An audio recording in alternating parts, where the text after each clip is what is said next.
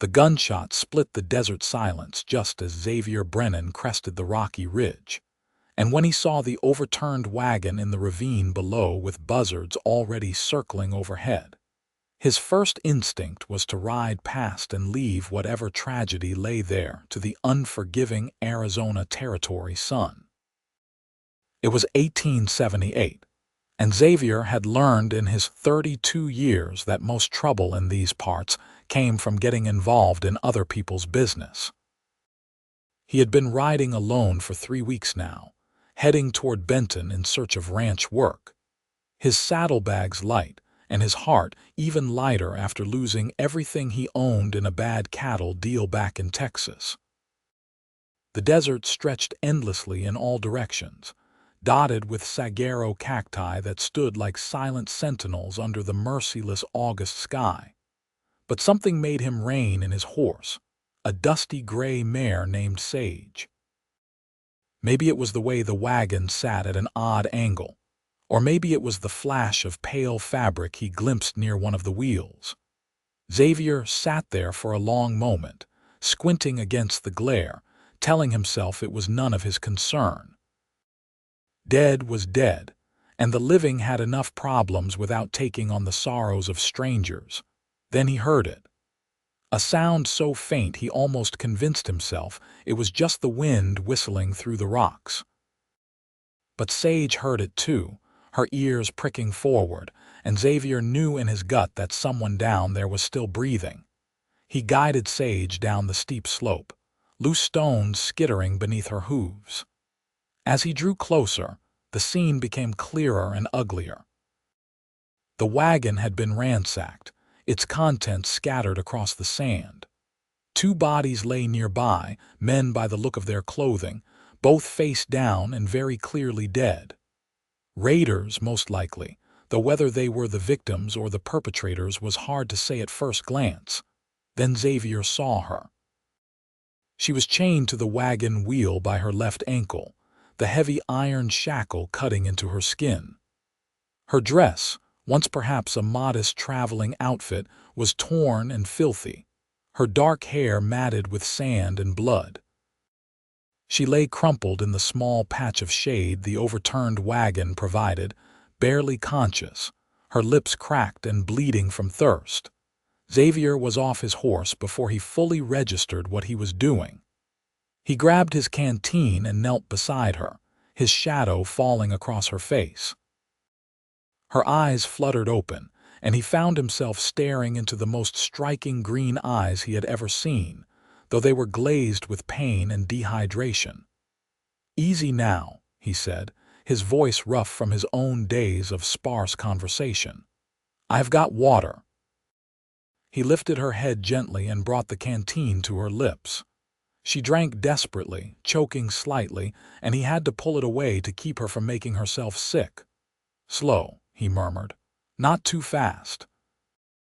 Her hand, trembling and covered in cuts, reached up and gripped his wrist with surprising strength.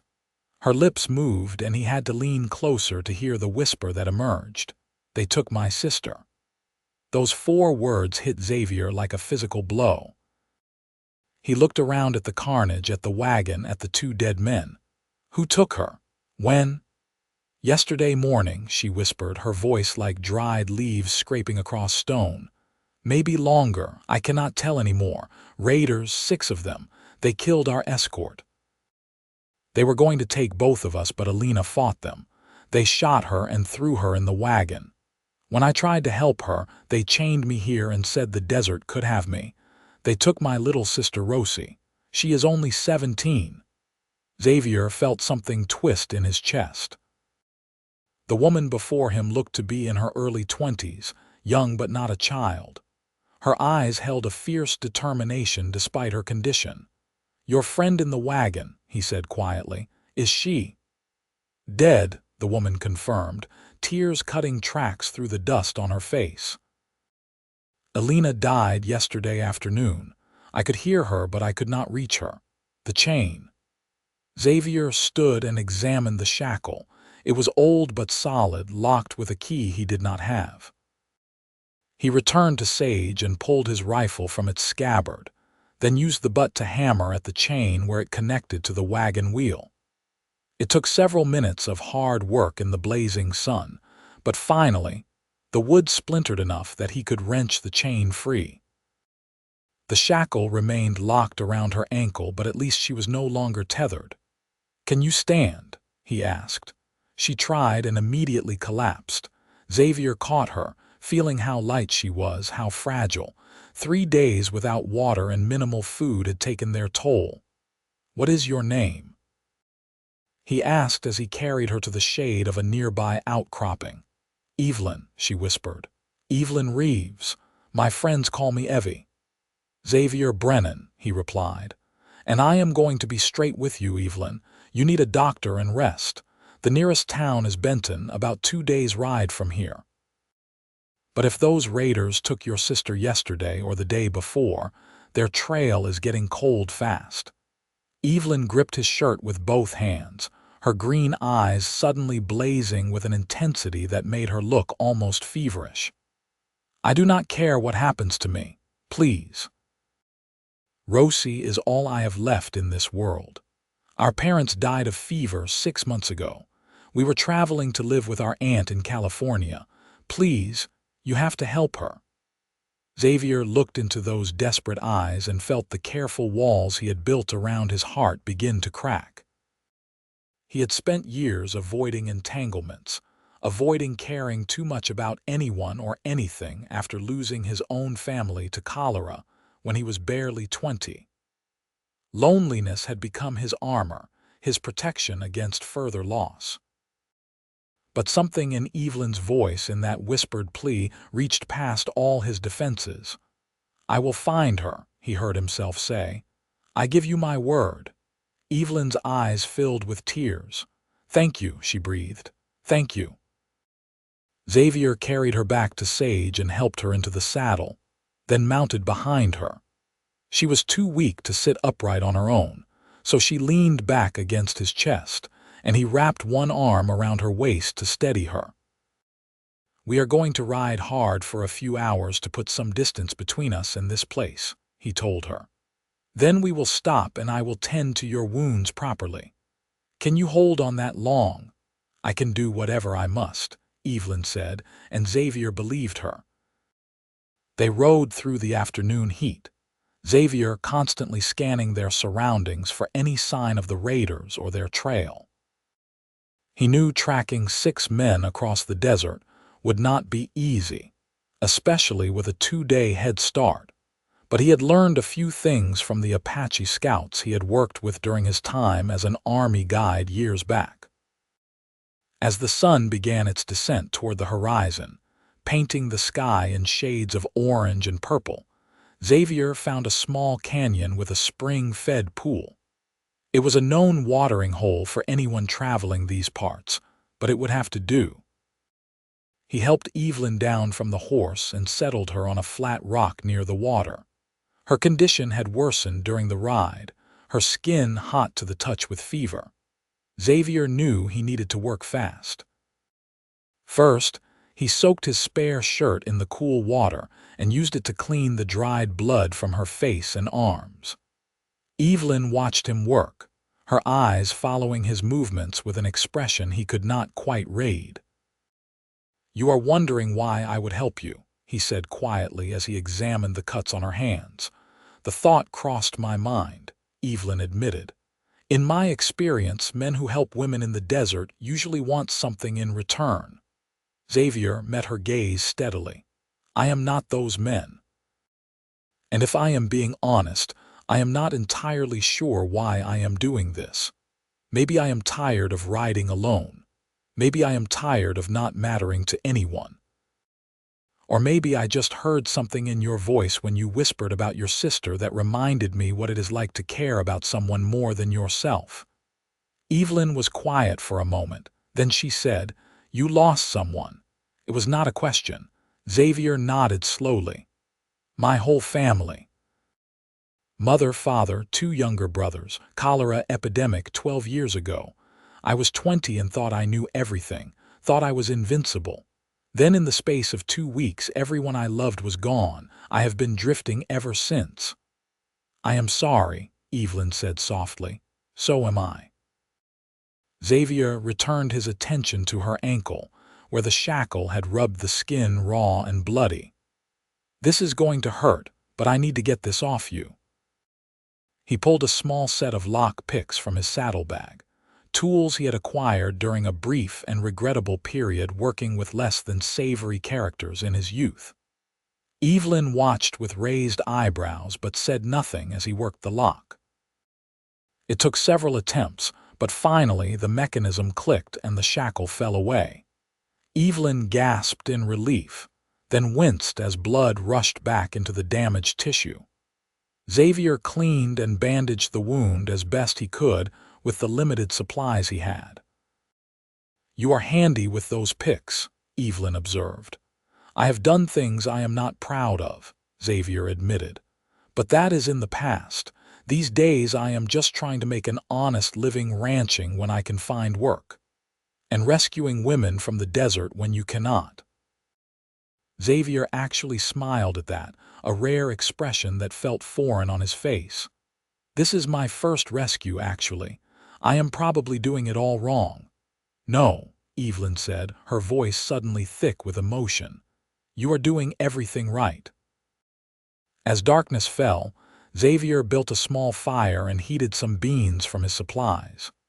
Evelyn ate slowly, her stomach clearly not ready for much food, but she managed to keep it down.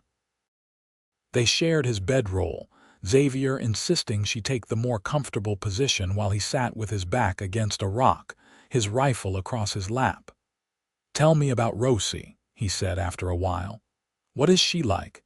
Evelyn's face softened. She is everything good in this world. Sweet, kind, always seeing the best in people. She loves to sing. Our mother used to say Rosie had the voice of an angel. She was so excited about California, about starting fresh. She talked about it constantly during our journey.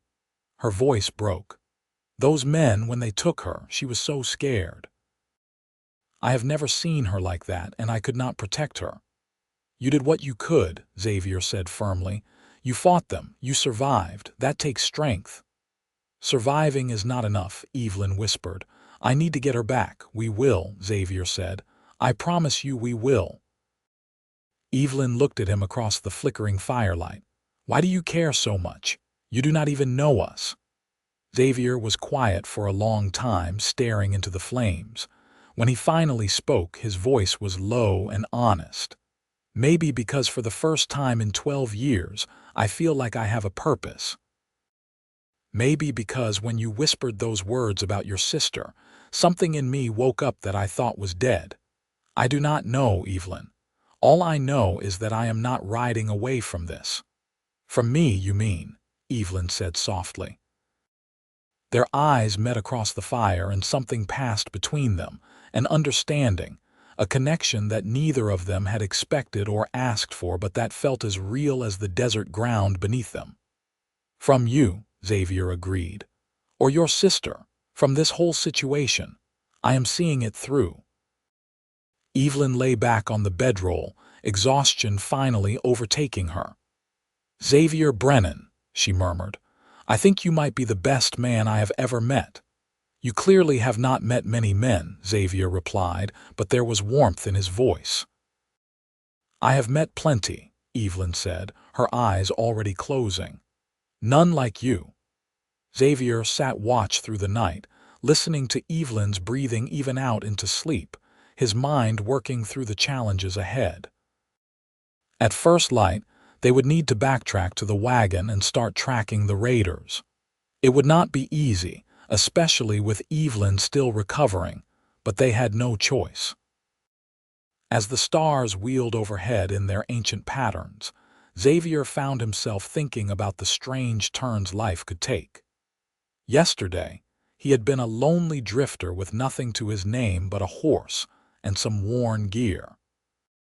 Today, he was responsible for a woman's life, and committed to rescuing her sister from raiders who could be anywhere in the vast territory. But strangely, he did not regret it. Looking at Evelyn's sleeping form, seeing the way the moonlight caught in her dark hair, feeling the weight of her trust in him. Xavier realized he felt more alive than he had in years. When dawn broke, painting the desert in shades of gold and rose, Xavier gently shook Evelyn awake. She sat up with a start, momentarily disoriented, then relaxed when she saw him. "How do you feel?" he asked.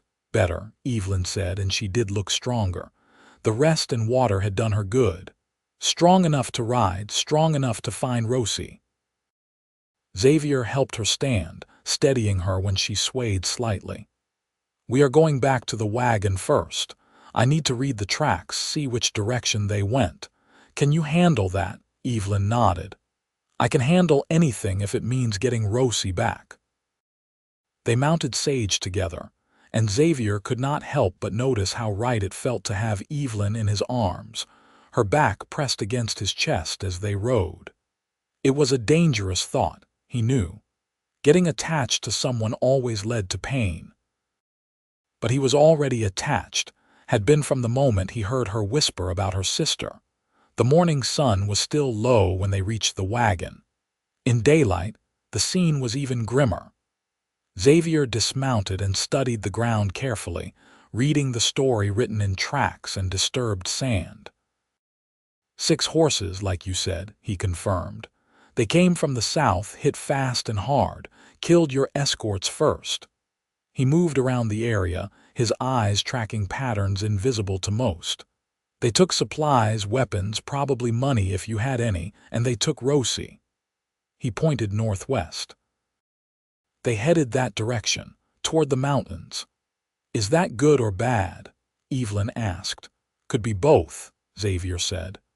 "Mountains mean they are probably headed to a hideout, somewhere they feel safe. That is bad because it means they are organized, not just random raiders. But it is good because if they have a permanent camp, they are not moving fast. We can catch them." "How long will it take?" Xavier studied the horizon, calculating distances and travel time. "If we push hard and if I am reading these signs right, maybe 3 days, maybe 4. They have 2 days on us, but they are not expecting to be followed. That gives us an advantage." Evelyn slid down from Sage and came to stand beside him. She was still weak, still hurt, but determination radiated from her like heat. "Then let us stop talking and start riding." Xavier looked at her, at the fierce resolve in her green eyes, and felt something shift deeper in his chest. "You are something else, Evelyn Reeves." "I am a woman who has lost too much already," Evelyn said. "I am not losing Rosie too." Before they left, Xavier took time to bury Alina and the 2 dead escorts. It was hot, hard work in the desert sun, but it was the right thing to do. Evelyn stood over Alina's grave with tears streaming down her face. "She was a good friend," Evelyn said quietly. "She did not deserve to die like this." "No one deserves to die like this," Xavier agreed. "But we will make sure her death was not meaningless. We will get Rosie back." They rode northwest, following tracks that were still visible to Xavier's trained eye. As they traveled, they talked. Xavier learned that Evelyn was 23, that she had worked as a schoolteacher in Missouri before her parents died, that she loved books and poetry and had dreamed of opening her own school in California someday. "And now?" Xavier asked. "Now I just want my sister safe," Evelyn said. "Everything else can wait." Xavier told her about his years drifting, about the ranches he had worked, the places he had seen. He told her about his time as an army guide, about learning to track from Apache scouts who could read the land like other men read newspapers. "Why did you stop?" Evelyn asked. "I saw things I did not agree with," Xavier said carefully. "The army does not always treat the Apache fairly. I could not be part of that anymore. So you left." "I left," Xavier confirmed. "Added it to the list of things I have walked away from." "But you did not walk away from me," Evelyn said softly. Xavier turned to look at her, and their eyes met. "No," he said. "I did not." That night they made camp in a small grove of cottonwood trees near a creek.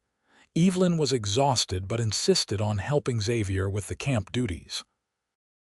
He watched her move around the fire, noting how she winced when she put weight on her injured ankle but never complained. "You should rest," he said. "I am fine," Evelyn insisted. "I want to help. I am not some delicate flower that needs constant protection." "I never said you were," Xavier replied. "But you have been through an ordeal. It is okay to admit you are hurting." Evelyn stopped moving and looked at him. "If I admit I am hurting, if I let myself feel how much pain I am in, physical and otherwise, I am afraid I will fall apart." "And I cannot fall apart, Xavier, not until Rosie is safe." Xavier crossed to her in 2 long strides and took her hands in his. "You do not have to be strong alone, Evelyn. That is why I am here. You can lean on me."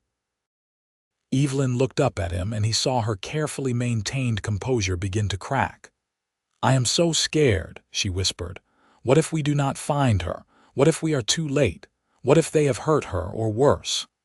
"Do not think like that," Xavier said firmly, pulling her into his arms. Evelyn stiffened for just a moment, then melted against him, her hands gripping his shirt as silent sobs shook her body. Xavier held her, one hand stroking her hair, letting her release the fear and grief she had been holding in. "We will find her," he murmured. "I promise you, Evelyn. We will find her." When Evelyn finally pulled back, her eyes were red but clearer. "Thank you," she said, "for everything, for saving me, for helping me, for just being here." "There is nowhere else I would rather be," Xavier said, and realized he meant it completely. They sat by the fire and ate a simple meal of beans and hardtack. Evelyn kept glancing at Xavier, studying him in the flickering light. "What?" he finally asked. "I am just trying to figure you out," Evelyn said. "You say you have been drifting alone for 12 years, avoiding attachments. Yet here you are, risking your life for 2 women you do not know. It does not add up." Xavier poked at the fire with a stick. "Maybe I was tired of being alone. Maybe I was tired of not mattering to anyone." "You matter to me," Evelyn said quietly.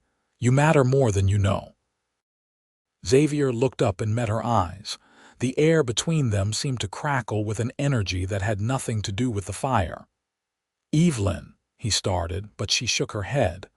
"I know this is not the time or place," she said. "I know we have only known each other for 2 days. But I need you to know that when this is over, when Rosie is safe, I would like to get to know you better. Much better." Xavier's heart was pounding in a way that had nothing to do with danger or fear. "I would like that too," he admitted. "More than I probably should. Why should not you?" "Because everyone I have ever cared about has left me one way or another," Xavier said. "Death, distance, circumstance. I learned it was easier to not care, to not let anyone close." "That is not living," Evelyn said. "That is just surviving. There is a difference." "You sound like a school teacher," Xavier said with a slight smile. "I am a school teacher," Evelyn reminded him. "Or I was. And one thing I learned from teaching is that isolation is not protection. It is just another kind of prison."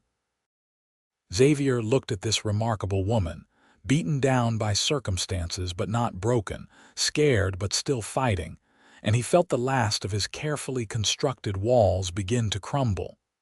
"You are right," he said. "I have been in prison for 12 years, a prison of my own making." "Then maybe it is time to set yourself free," Evelyn said. That night, they shared the bedroll again, but this time Xavier lay beside Evelyn rather than keeping watch. She curled against him, her head on his shoulder, and for the first time in over a decade, Xavier Brennan fell asleep feeling like he had found something worth holding on to.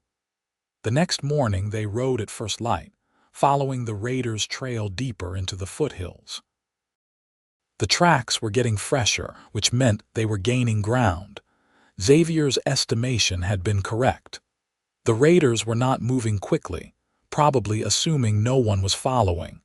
Around midday, they came across a small ranch. It was a modest spread, just a cabin and a barn, but smoke rose from the chimney indicating someone was home. Xavier approached cautiously, one hand on his pistol. An older man emerged from the cabin, rifle at the ready. He relaxed slightly when he saw Xavier and Evelyn. "Help you folks," he called out. "Looking for information," Xavier replied. "6 riders came through here maybe yesterday or the day before. They would have had a young woman with them, probably tied up or restrained. You see anything like that?" The rancher's expression darkened. "I saw them. They stopped to water their horses at my creek. I did not like the look of them, stayed inside with my rifle ready. The girl you mentioned, she was crying, begging them to let her go. Made my blood boil, but I am just one old man. 6 armed raiders is more than I can handle." Evelyn leaned forward in the saddle. "Did she look hurt? Was she okay?" "Seemed all right physically," the rancher said. "Just scared, real scared. They were not gentle with her, but I did not see any obvious injuries." He pointed northeast. They were headed toward Devil's Canyon. "There is a box canyon up there, good place for an outlaw camp. Hard to find if you do not know where to look, harder to escape from once you are in it." "How far?" Xavier asked. "Half-day's ride, maybe a bit more." "But mister, if you are thinking of going in there after them, you should know they are not alone. I have heard rumors of a bigger gang using that canyon as a base. Could be 20 men up there, maybe more."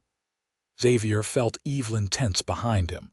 20 men was bad odds, terrible odds. But he saw the determination in her eyes and knew she would go anyway, with or without him. "Thank you for the information," Xavier said. "You are going anyway, are not you?" the rancher said. "Even though it is likely suicide." "That girl is her sister," Xavier explained. "We do not have a choice." The rancher studied them for a long moment, then disappeared into his cabin. He emerged carrying a shotgun and a box of shells. "Take these. You are going to need all the firepower you can get, and take this." He handed Xavier a rough map sketched on a piece of paper. "That shows the canyon and the approaches. There is a back way in, narrow trail that most folks do not know about. It is your best chance of getting in without being seen." "Why are you helping us?" Evelyn asked. "Because that girl reminded me of my own daughter," the rancher said gruffly. "Lost her to scarlet fever 5 years back. If there had been someone who could have saved her, I would hope they would have tried, no matter the odds." Xavier shook the man's hand. "Thank you. We will not forget this." "Just try to come back alive," the rancher said. "And if you manage to rid our territory of those raiders in the process, well, that would be a bonus." They rode on, Xavier studying the map and planning their approach. The afternoon sun beat down on them as they climbed higher into the hills. The terrain grew rougher, more unforgiving. "Xavier," Evelyn said after a while, "what he said about the odds, about it being suicide, he is probably right." "Probably," Xavier agreed. "You could leave me somewhere safe and go on alone. Better odds for one person to sneak in than 2. Xavier pulled Sage to a stop and turned in the saddle to face Evelyn. "I am not leaving you. We are in this together all the way. Understand?" Evelyn's eyes were bright with emotion. "You really mean that?" "Every word," Xavier said. "Besides, I need you. You know what Rosie looks like. And when we find her, she is going to need you there." "When, not if," Evelyn said with a small smile. "When," Xavier confirmed. "I do not deal in ifs." As they continued climbing, the landscape changed. Red rock formations jutted from the earth like ancient teeth. The air grew cooler as evening approached. Xavier kept one eye on the trail and one on the surroundings, watching for any sign of sentries or scouts. They made camp that night in a hidden hollow beneath an overhang, with no fire to give away their position. They were close now, maybe only a few hours from the canyon. Xavier could feel the tension in Evelyn, the mix of hope and fear. "Try to get some rest," he told her. Tomorrow is going to be challenging. I cannot sleep, Evelyn said. Every time I close my eyes, I see Rosie's face, hear her crying out for help. Xavier sat beside her and took her hand. Then tell me about her. Tell me happy memories. Tell me about your sister when things were good. Evelyn was quiet for a moment, then began to speak. When Rosie was little, maybe 5 or 6, she decided she was going to be a bird when she grew up. Not when she grew up, actually growing into a bird. She spent an entire summer trying to fly, jumping off progressively higher objects. Our mother was beside herself with worry. Finally, after Rosie jumped off the barn roof and broke her arm, Father sat her down and explained very gently that people could not turn into birds, no matter how much they wanted to. What did she say? Xavier asked, charmed by the image. She said that was okay. She had decided she wanted to be a singer anyway, and that seemed more practical. Evelyn laughed softly. That is Rosie. Always dreaming, always believing in impossible things. Even after our parents died, even during our journey west, she kept her hope alive. She said we were going to have wonderful lives in California, that everything would work out. She sounds like someone worth saving, Xavier said. She is worth everything, Evelyn replied. I would die for her without hesitation. Let us hope it does not come to that, Xavier said. I have a different plan, which is, get in, get Rosie, get out, fast and quiet if we can, fighting if we must. That is not much of a plan. It is the best I have got, Xavier admitted, but I am good at improvising. Evelyn turned to look at him, her face barely visible in the starlight. Xavier, if something happens tomorrow, if things go wrong, I want you to know something. Do not talk like that. No, listen, Evelyn insisted. If something happens, I want you to know that meeting you, these past few days with you, they have meant everything to me. You gave me hope when I thought I had none left. You made me feel safe when I was terrified. You made me feel like maybe, just maybe, there are still good men in this world. Xavier cupped her face in his hand, his thumb tracing her cheek. Nothing is going to happen to you. I will not allow it. You cannot control everything. Watch me, Xavier said, and then, surprising both of them, he leaned in and kissed her. It was a gentle kiss, tentative and sweet, but it sent electricity through both of them. When Xavier pulled back, Evelyn made a small sound of protest and pulled him back, kissing him again with more urgency, more passion. When they finally broke apart, both breathing hard, Xavier rested his forehead against hers. I should not have done that. This is not the right time. There is never a perfect time for anything, Evelyn whispered. Life is messy and unpredictable. We take our moments where we find them. You are too wise for your own good, Xavier said. I am a school teacher, Evelyn reminded him with a smile. Wisdom is part of the job. They held each other through the night, not sleeping exactly but resting, gathering their strength for what lay ahead. When the first hints of dawn touched the sky, Xavier gently disentangled himself and began checking his weapons. Stay close to me, he told Evelyn. Do exactly what I say when I say it. Our lives might depend on split-second decisions. I trust you, Evelyn said simply. They approached Devil's Canyon carefully, using the back trail the rancher had marked on his map. The narrow path wound through rock formations that provided excellent cover, but also made quick escape difficult. Xavier did not like it, but it was their only option for getting close without being spotted. As they neared the canyon entrance, Xavier dismounted and gestured for Evelyn to do the same. They left Sage tied in a sheltered spot with enough slack in her reins that she could break free if needed, then proceeded on foot. The canyon opened before them, a wide bowl surrounded by steep walls. Xavier counted 12 men visible in the camp, which meant more were probably in the tents or out on patrol. Not quite the 20 the rancher had estimated, but still terrible odds. And there, Tied to a post near one of the larger tents was a young woman with blonde hair that caught the morning light. Evelyn grabbed Xavier's arm, her nails digging in. "That is her," she breathed. "That is Rosie." Xavier studied the camp layout, noting the positions of the men, the tents, the horses. A plan began to form in his mind, risky but possible. "Here is what we are going to do," he whispered to Evelyn. "See those horses on the far side of camp? I am going to work my way around and spook them. When they bolt, it will create chaos. Every man in camp will be focused on catching those horses. That is when you go in and get Rosie. Cut her free and run back this way as fast as you can. I will cover you. What about you? How will you get out? Do not worry about me. I can take care of myself. You just focus on getting your sister to safety." Evelyn grabbed his face and kissed him hard. "You better come back to me, Xavier Brennan. We have unfinished business." "Yes, madam," Xavier said with a slight smile.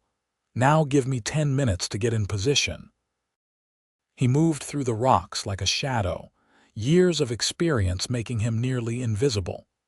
The raiders were cocky, confident in their isolated location, and their sentries were sloppy. Xavier made it to the horse corral without being spotted. He waited, counting down the minutes, then fired his pistol into the air. The horses went wild, bucking and rearing. Xavier cut the corral ropes and the animals scattered, thundering through the camp. Just as he predicted, every raider jumped up and started chasing the horses, shouting and cursing. Xavier saw Evelyn dart from her hiding place, running low and fast toward Rosie. Then everything went wrong. One of the raiders, quicker thinking than the others, realized the horses were a distraction. He turned and saw Evelyn cutting Rosie's bonds. He shouted a warning and raised his rifle. Xavier did not think, he simply acted. He put 3 bullets in the man before he could fire, dropping him where he stood, but the damage was done. The other raiders spun around, seeing the threat now. "Run!" Xavier shouted at Evelyn. "Get her out of here." Evelyn grabbed Rosie, who looked dazed and terrified, and dragged her toward the path. Xavier laid down covering fire, his shots forcing the raiders to dive for cover. He was outnumbered, but he had surprise and a good position for about 30 seconds. Then the raiders organized and returned fire in earnest. Bullets ricocheted off the rocks around Xavier. He fell back, shooting carefully, making every bullet count. He saw Evelyn and Rosie disappear into the narrow path and felt a surge of relief. Now he just had to get out himself. A bullet grazed his left arm, drawing a line of fire across his skin. Xavier bit back a curse and kept moving, using the rocks for cover. More raiders were pouring out of the tents now. Xavier counted at least 18, maybe 20. The rancher had been right after all. He made it to the narrow path and started climbing. Bullets whined past him, chipping rock and kicking up dust. He could hear the raiders following, shouting to each other, coordinating their pursuit. Xavier reached a narrow point in the path and stopped. He pulled a stick of dynamite from his pack, a souvenir from his mining days that he had carried for emergencies. This definitely qualified. He lit the fuse, counted to 3, and tossed it back down the path. The explosion was deafening, bringing down a cascade of rock that blocked the trail. It would not stop the raiders permanently, but it would slow them down. Xavier ran, his arm bleeding, his lungs burning but alive. He could see Evelyn and Rosie ahead, mounted on Sage. Evelyn had her arm around her sister, holding her steady. "Xavier!" Evelyn cried out when she saw him. Relief and fear warred on her face. "Ride," Xavier shouted. "Do not wait for me." But Evelyn did not move. She stayed there, Sage dancing nervously, waiting for him. Xavier put on a burst of speed and vaulted into the saddle behind them. The 3 of them were a tight fit, but Sage was strong and brave. The mare took off at a gallop, carrying them away from the canyon and the pursuit. They rode hard for over an hour, Xavier constantly checking their back trail for signs of pursuit. Finally, when he was sure they were not being followed, he allowed them to slow down. Rosie was sobbing quietly, her face buried in Evelyn's shoulder. Evelyn was crying too, her free hand reaching back to clutch at Xavier, as if reassuring herself he was really there. "We did it," she kept saying. "We actually did it." Xavier guided Sage to a small clearing near a creek. He helped both women down, then nearly collapsed himself. The adrenaline was wearing off and his wounded arm was throbbing viciously. "Let me see," Evelyn said, immediately shifting into caretaker mode. She examined Xavier's arm, her touch gentle but efficient. "The bullet just grazed you. It looks worse than it is. Rosie, find the medical supplies in the saddlebag." Rosie moved slowly, still in shock, but she did as her sister asked. Up close, Xavier could see she looked like a younger version of Evelyn, with the same green eyes but with blonde hair instead of dark. "You saved me," Rosie whispered, staring at Xavier with wide eyes. "You came for me." "Your sister would not let me do anything else," Xavier said with a smile. "She is very persuasive." While Evelyn cleaned and bandaged his wound, Xavier studied the two sisters together. The love between them was palpable, a bond that had survived tragedy and trauma. He found himself envying them that connection even as he was moved by it. "Are you hurt?" Evelyn asked Rosie gently. "Did they harm you?" Rosie shook her head. "They scared me. They said terrible things, but they did not hurt me, not really. Their leader said I was too valuable to damage, whatever that means. I think they were planning to sell me to someone." Evelyn's face went pale, then red with fury. "Those animals." "But we got away," Rosie said, reaching for her sister's hand. "You found me. You and this man who I do not even know but who risked his life for me." "This is Xavier Brennan," Evelyn said. "Xavier, my sister Rosie." "Rosie Reeves, I am pleased to finally meet you under better circumstances," Xavier said. "Thank you," Rosie said, fresh tears flowing down her face. "Thank you so much. I will never be able to repay you." "You do not need to repay me," Xavier said. "Your sister already paid me with something far more valuable than money." "What?" Rosie asked. Xavier looked at Evelyn and their eyes met. "Hope," he said simply. "She gave me hope." They rested by the creek for several hours, all three of them exhausted beyond words. Xavier kept watch while the sisters slept, curled together like they used to as children, finding comfort in each other's presence. As he watched them, Xavier thought about the past week of his life. He had gone from a lonely drifter with no purpose to a man with something worth fighting for, worth protecting. The change was both terrifying and exhilarating. When Evelyn woke, she left Rosie sleeping and came to sit beside Xavier. "How is your arm?" she asked. "Sore, but I will live." "How are you?" "Tired, grateful, terrified that this is not really happening and I am going to wake up still chained to that wagon wheel." She leaned against his good shoulder. "But mostly grateful for you, for what you did." "I gave you my word," Xavier said. "I always keep my word." "I know you do," Evelyn said. "That is one of many things I have come to admire about you." "Only one," Evelyn smiled. "There is a long list. I am a school teacher, remember. I could write an essay about your positive qualities." "I would like to read that essay someday," Xavier said. "Someday soon, I hope," Evelyn replied. They sat in comfortable silence, watching the sun move across the sky, both of them thinking about what came next. "We should head to Benton," Xavier said eventually. "Get Rosie to a doctor, make sure she is really okay. Then we need to report what happened, get the law involved." "And after that?" Evelyn asked quietly. Xavier took her hand in his, intertwining their fingers. "After that, I was thinking maybe I would stick around for a while." See if there is any teaching work available in Benton for a smart woman I know. Maybe find some ranch work for myself nearby." Evelyn's smile could have lit up the darkest night. "I think that sounds like an excellent plan." "Your sister might have opinions about this," Xavier pointed out. "My sister is smart enough to recognize a good man when she sees one," Evelyn said. "Besides, she owes you her life. I think she will approve." As if summoned by her name, Rosie stirred and woke. She sat up, looking momentarily confused, then relaxed when she saw Evelyn and Xavier. "I hoped it was not a dream," she said softly. "Not a dream," Evelyn assured her. "We are safe, we are together, everything is going to be okay." "What happens now?" Rosie asked. "Now we go to Benton," Xavier said. "It is about a day's ride from here. We can take our time, rest when needed.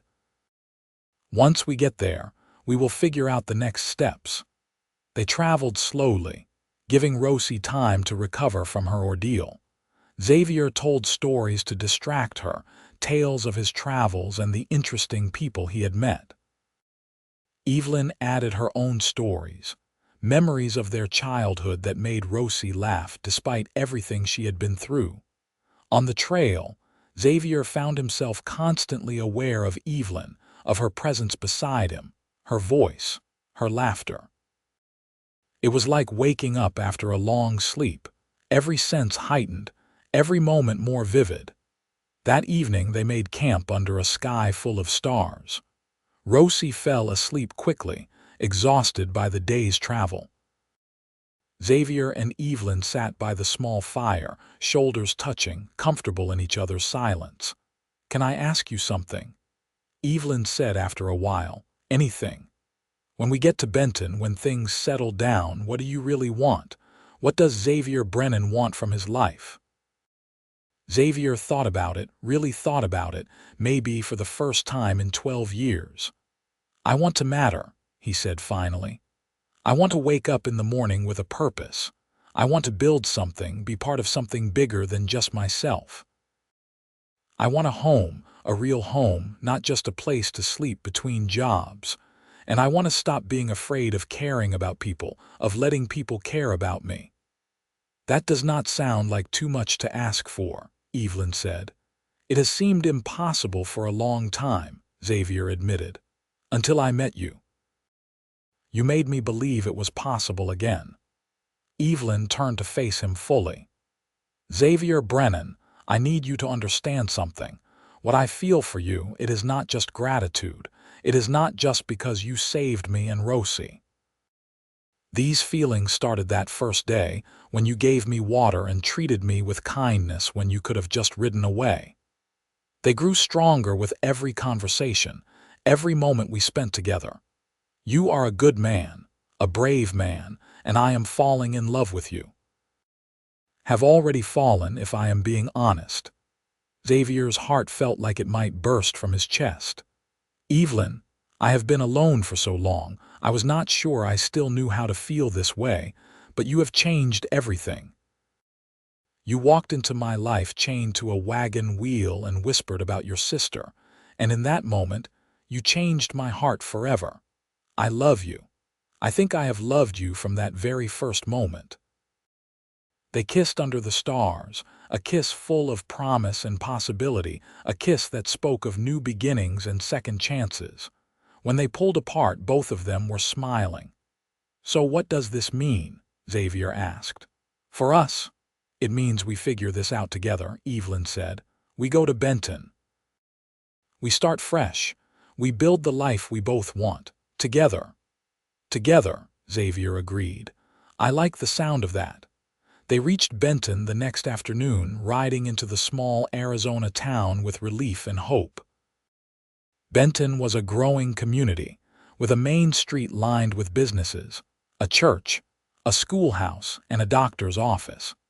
Xavier took Rosie to see the doctor first, while Evelyn went to report the attack to the local sheriff. The doctor, an older man named Samuel Crawford, examined Rosie thoroughly and pronounced her physically unharmed, though understandably traumatized. Time and safety will heal most of the emotional wounds, Dr. Crawford said. Keep her close, keep her busy, and do not let her dwell on what happened. At the sheriff's office, Evelyn found a competent if somewhat overwhelmed lawman named Tom Mackenzie. She told him everything about the attack, about the raiders' camp in Devil's Canyon, about the rescue. Sheriff Mackenzie listened carefully, taking notes. "I will wire the territorial marshal," he said. "Get a posse together to go after those raiders.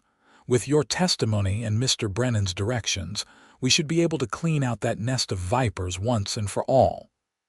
"They killed 3 people," Evelyn said. "Our friend Alina and 2 hired escorts. They deserve justice." "And they will get it," Mackenzie promised. "You have my word on that." Xavier gave a detailed description of the canyon location and layout to the sheriff, even drawing a map from memory. "They might have moved on after we escaped," he warned. "They know someone knows about their camp now." "Maybe," Mackenzie agreed. "But men like that, they get cocky. They think they are untouchable. We will catch them." With official business taken care of, Xavier, Evelyn, and Rosie found rooms at the Benton Hotel, a modest but clean establishment run by a friendly widow named Martha Hayes. When Martha heard about their ordeal, she insisted on giving them her best rooms at a reduced rate. "We take care of our own here in Benton," Martha said firmly. "And from what I hear, you folks are planning to stay a while, which makes you our own." Over the next few weeks, they settled into life in Benton. Xavier found work at a nearby ranch owned by a man named Daniel Foster, who was impressed by Xavier's experience and work ethic. The job came with a small cabin on the property, which Xavier moved into immediately. Evelyn learned that the schoolteacher had recently left to get married, leaving the position vacant. The town council was thrilled to find a qualified replacement and hired her on the spot. She would start teaching in the fall when school resumed. Rosie, still recovering emotionally, helped Evelyn prepare the schoolhouse and the small cottage behind it where they would live. Slowly, day by day, her natural cheerfulness began to return. She started singing again, soft at first, then louder, and people in town stopped to listen when her voice carried on the wind. Xavier and Evelyn saw each other every day.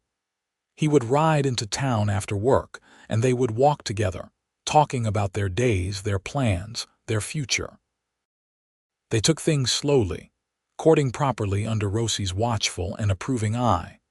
One Sunday, about 6 weeks after their arrival in Benton, they attended church together as a family. Afterward, at a picnic organized by the town, Xavier pulled Evelyn aside to a quiet spot under a large oak tree.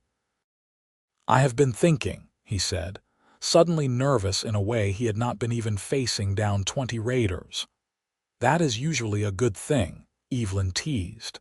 "I have been thinking about the future," Xavier continued, "about what I want from my life, and the answer to that question is simple. I want you. I want to wake up next to you every morning and fall asleep beside you every night. I want to build a home with you, raise a family with you, grow old with you. Evelyn Reeves, will you marry me?" Evelyn's eyes filled with happy tears. "Yes," she said. "Yes, absolutely yes." Xavier pulled a ring from his pocket, a simple gold band with a small diamond that had taken most of his first month's wages to buy. He slipped it onto her finger, and she laughed and cried at the same time, throwing her arms around his neck. "I love you," she said. "I love you so much." "I love you too," Xavier replied. "Thank you for changing my heart. Thank you for showing me how to live again." They were married 6 weeks later in a simple ceremony at the Benton church. Rosie stood up as Evelyn's maid of honor, and Daniel Foster served as Xavier's best man. It seemed like the entire town turned out for the celebration, these new residents having already won the community's affection and respect. On their wedding night, In the cabin, Xavier had been steadily improving and expanding. He carried Evelyn over the threshold and kissed her deeply. "Mrs. Brennan," he murmured against her lips. "I like the sound of that." "So do I," Evelyn replied. "Mr. Brennan, I like the sound of that too." They made love slowly, tenderly, taking time to explore and discover each other. It was everything a first time should be. Gentle and passionate, awkward and perfect, full of laughter and sighs and whispered words of love.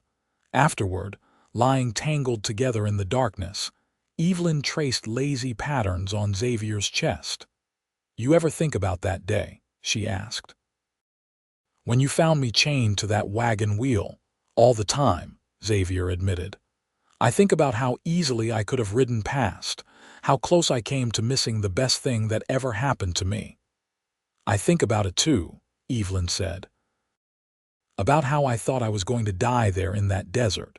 About how I whispered about Rosie to a stranger and that stranger turned out to be my salvation. My future husband, the love of my life." "Your whisper changed my heart forever," Xavier said, repeating his words from that first day. "Literally changed everything about who I am and who I want to be." "And you saved my life," Evelyn replied. "In every way a person can be saved." Life in Benton settled into a comfortable rhythm. Xavier thrived at the ranch, eventually becoming Daniel Foster's foreman. Evelyn loved teaching, her classroom full of eager students who adored their kind but firm teacher. Rosie met a young man named William Patterson, the son of the local general store owner, and they began courting under Evelyn and Xavier's watchful supervision. 2 years after their wedding, Evelyn gave birth to their first child, a boy they named Samuel after the doctor who had taken such good care of Rosie. Xavier held his son for the first time with tears streaming down his face, overcome with a joy he never thought he would experience. "Thank you," he whispered to Evelyn as she rested in their bed, exhausted but radiant. "Thank you for this, for him, for everything." "We made him together," Evelyn said with a tired smile, "just like we are making this life together." 18 months later, a daughter arrived, a beautiful girl they named Elena after their friend who had died in the desert. It felt right to honor her memory this way, to ensure she was not forgotten. Rosie married William Patterson in the spring of 1882, a joyous celebration that had her singing at her own wedding, her voice carrying across the assembled guests like birdsong. Xavier walked her down the aisle, honored to stand in for the father she had lost. "Thank you," Rosie whispered to him as they paused at the altar, "for saving me, for loving my sister, for being the brother I never had." "Thank you for letting me be part of your family," Xavier replied. Sheriff Mackenzie made good on his promise. A posse had raided Devil's Canyon 6 weeks after Xavier, Evelyn, and Rosie escaped, capturing most of the raiders and bringing them to justice. The leader, a man named Black Jack Sutton, was hanged after a fair trial. The others received long prison sentences. The territory was safer for their capture. As the years passed, Xavier and Evelyn's family grew. 2 more children arrived, another boy and another girl, filling their expanded cabin with noise and laughter and love. The lonely cowboy who had drifted through life without purpose or connection was gone, replaced by a man firmly rooted in his community, his family, his life. On their 10th wedding anniversary, Xavier and Evelyn rode out to the spot where they first met, leaving the children with Rosie for the day. They stood looking at the ravine where the wagon had overturned, now just another anonymous spot in the vast desert. "Hard to believe it has been 10 years, Evelyn said, leaning against Xavier's chest as his arms wrapped around her. "Best 10 years of my life," Xavier replied. "Every single day with you is a gift. Even the hard days," Evelyn teased. They had certainly had their share of challenges, raising 4 children while building their lives and careers. Especially the hard days, Xavier said, because we face them together. That is what makes all the difference. Evelyn turned in his arms to face him. Do you ever regret it, stopping that day, taking on me and my problems? Xavier kissed her, a kiss that still made his heart race after a decade together. Not for a single second. You are the best decision I ever made, Evelyn Brennan. You and our children and this life we built together. I love you, Evelyn said. Today, tomorrow, always.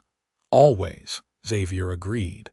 That is exactly how long I plan to love you.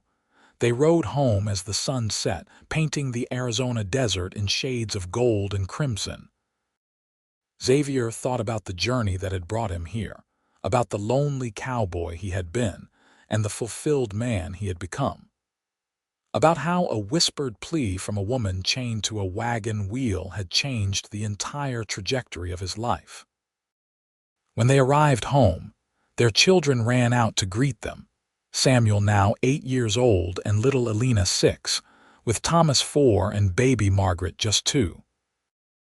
Xavier scooped up the youngest 2 while Evelyn embraced the older children, and together they walked into the cabin they had built, filled with the warmth of love and laughter. That night, after the children were asleep, Xavier and Evelyn sat on their porch, rocking gently in the chairs Xavier had made, holding hands and watching the stars emerge. You know what I think about sometimes, Evelyn said quietly. What? I think about all the little choices and circumstances that had to align perfectly for us to meet. If the raiders had attacked an hour earlier or later, if you had ridden a different route, if I had already died before you arrived, if you had decided not to investigate. So many tiny moments that could have gone differently, and we would have never known each other. Fate, Xavier said, or luck, or divine intervention. Whatever you want to call it, I am grateful for it every single day. Me too, Xavier agreed. Though I like to think that once we met, nothing could have kept us apart. Some things are just meant to be. Rosie and William moved into a house just down the road from Xavier and Evelyn, and their own children played with their cousins almost daily. The 2 families grew closer with each passing year, bound not just by blood but by love and shared history. Daniel Foster eventually retired and sold his ranch to Xavier, who ran it successfully with help from William and other hired hands. The ranch prospered under Xavier's careful management, becoming one of the most respected operations in the territory. Evelyn continued teaching, becoming beloved throughout the community for her dedication and kindness. Former students would visit years later with their own children, wanting to introduce them to the teacher who had made such a difference in their lives. As Arizona moved toward statehood, Xavier and Evelyn watched their children grow and thrive. Samuel showed an aptitude for ranching and worked alongside his father from an early age. Elena inherited her mother's love of learning and talked constantly about becoming a teacher herself. Thomas was mechanically minded, always taking things apart to see how they worked.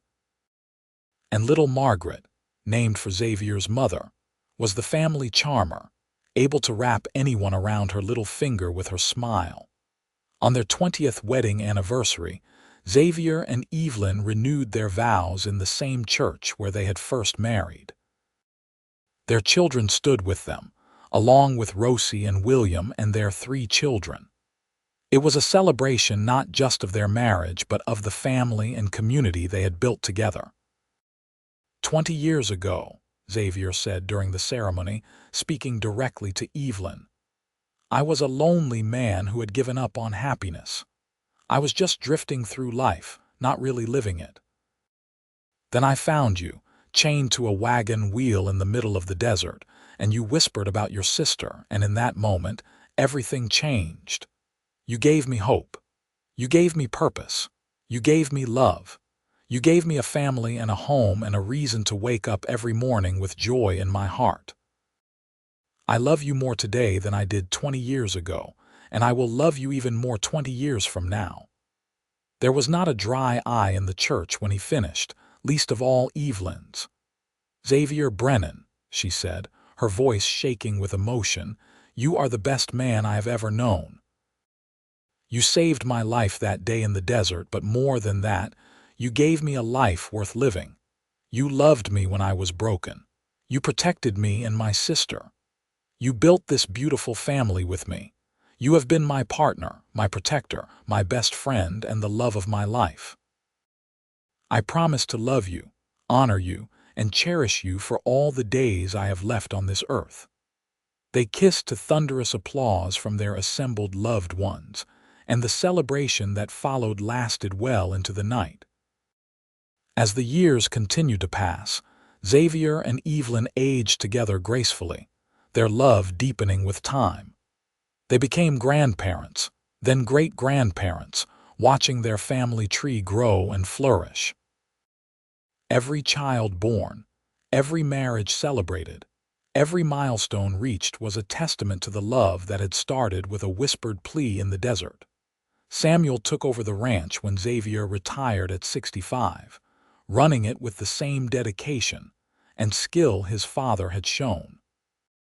Elena became a teacher, just as she had dreamed, eventually taking over Evelyn's position at the school. Thomas opened a blacksmith and mechanic shop in Benton, his skills in high demand. Margaret married a lawyer and moved to Phoenix, though she visited often with her family. Xavier and Evelyn spent their retirement years surrounded by love. They traveled a bit, visiting California to finally make the journey Evelyn and Rosie had started all those years ago. They spent time with their children and grandchildren. They worked in the garden Xavier had built behind their house. They read books together in the evenings. They simply enjoyed being together after a lifetime of love and partnership.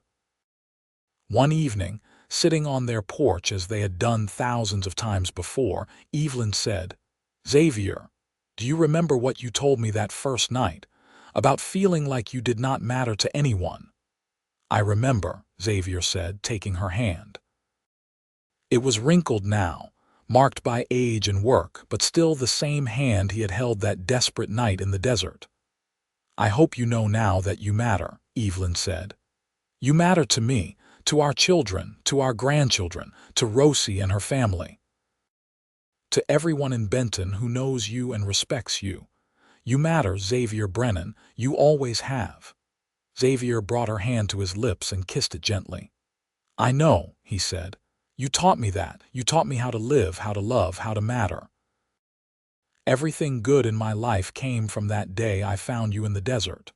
"We found each other," Evelyn corrected. "We saved each other." "Yes," Xavier agreed. "We did." They sat in comfortable silence, watching the sun set over the Arizona landscape they both loved.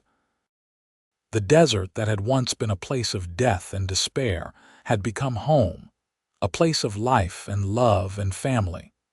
Rosie lived to see her own great-grandchildren, passing away peacefully in her sleep at the age of 83. At her funeral, her children and grandchildren spoke of her kindness, her optimism, her beautiful voice. Xavier and Evelyn stood together, mourning the loss but grateful for the many years they had been blessed with her presence. "She had a good life," Evelyn said as they left the cemetery. "Happy. Full, surrounded by love." "She did," Xavier agreed, "just like we promised her all those years ago." When Xavier was 78, he fell ill with pneumonia. The doctor did what he could, but the illness hit hard and fast. Xavier knew his time was coming, and he made peace with it. He had lived a full, rich life. Far beyond anything he had imagined possible on that day, he almost rode past a desperate woman in the desert. Evelyn never left his side, holding his hand, talking to him, reminding him of their life together. Their children gathered around his bed, along with many of their grandchildren and even a few great-grandchildren. "I love you," Evelyn whispered to him on his last day, tears streaming down her face. "I have loved you from the very beginning." Xavier squeezed her hand weakly. "Best day of my life," he whispered back, his voice barely audible, "was the day I found you chained to that wagon wheel. Best decision I ever made was stopping to help. You changed my heart, Evelyn. You changed everything." "And you changed mine," Evelyn said. "We changed each other." Xavier smiled, and with his wife's hand in his and his children surrounding him with love, he closed his eyes for the last time. He died peacefully, a fulfilled man who had lived a life of purpose and love. Evelyn mourned him deeply, but not bitterly. She knew how lucky they had been, how special their love was. She lived 5 more years, spending them with her children and grandchildren, telling stories about Xavier and keeping his memory alive. When her own time came, she passed away in her sleep in the house Xavier had built for them, surrounded by the family they had created together. Her last words, spoken to Samuel who sat at her bedside, were about Xavier.